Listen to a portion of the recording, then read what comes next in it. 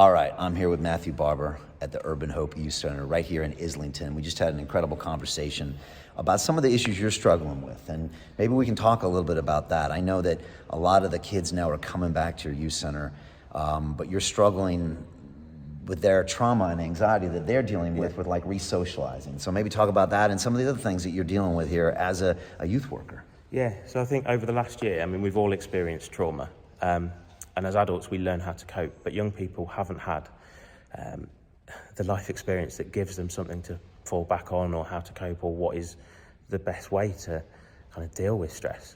And we're seeing, young people have been on social media for so long that that's how they talk to each other, and that's how they communicate when they're in person. And we need a filter, and sometimes they don't have it. So we're trying to, support young people back into actually building social friendships again and learning how to communicate.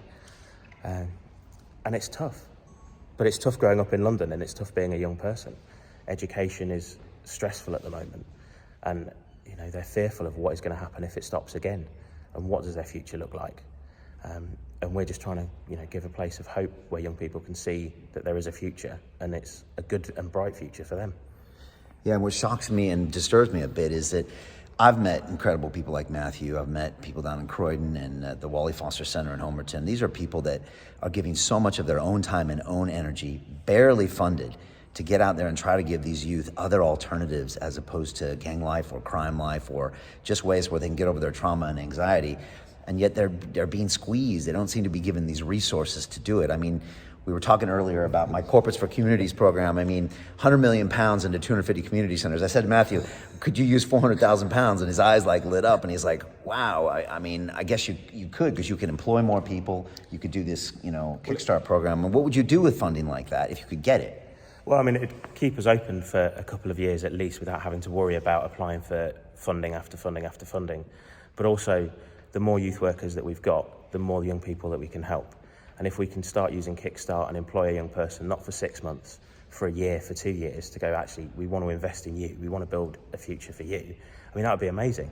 It really would. Yeah, and he's talking about also people that have come through this organization then becoming some of the mentors of this organization. And it must be an incredible thing, because they could literally say to the young kids, I used to be you, and I live around here, and I've now seen that there's other paths. And it just kind of kills me that I think in the last 5 years, under the current mayor, we've closed down over 100 youth centers, and everyone complains about knife crime, and we should, because there's one every 2 to 3 days. It's shocking.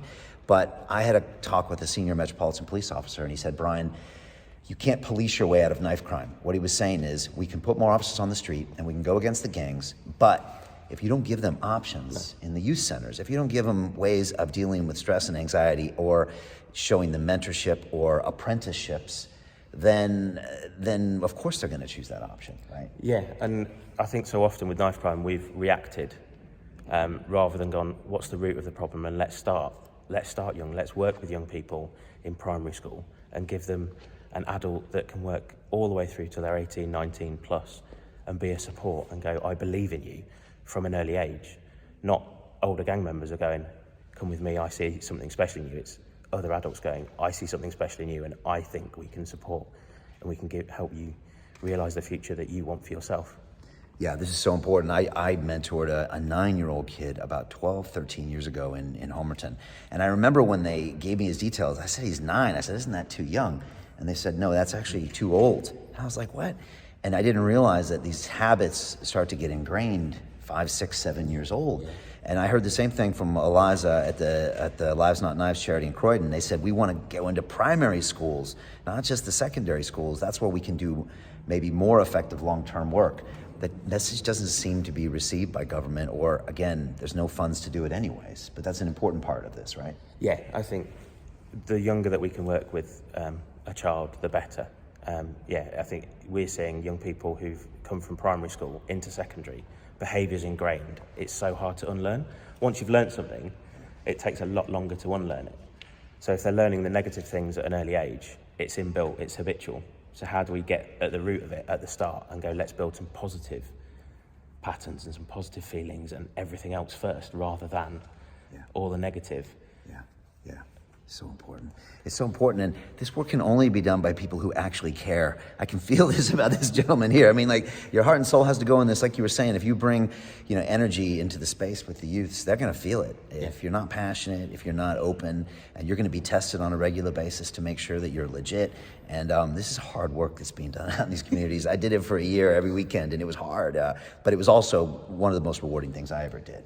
And again, we can't keep complaining about crime on the streets if we're not willing to put in long-term solutions, which means cash. It's about the money, because the money expresses priorities. And again, the government, the mayor's budget is always being squeezed. So I think we can go to these corporates and get a massive injection of cash, get some great structure, support people doing this great work, and in the long term, we'll create an incredible generation of youth, an incredible city, and add that with even more policing to help at least lock down on those gangs. We actually have a plan. Right now, we seem to be bumping along with no coherent solution.